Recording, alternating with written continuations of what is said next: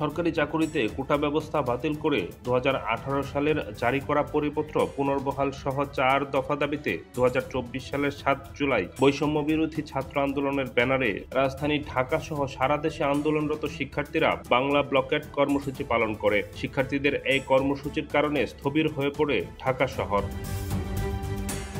বিক্ষোভকারী শিক্ষার্থীরা সড়ক মহাসড়ক অবরোধ করে সারাদিন অবস্থান কর্মসূচি পালন করে।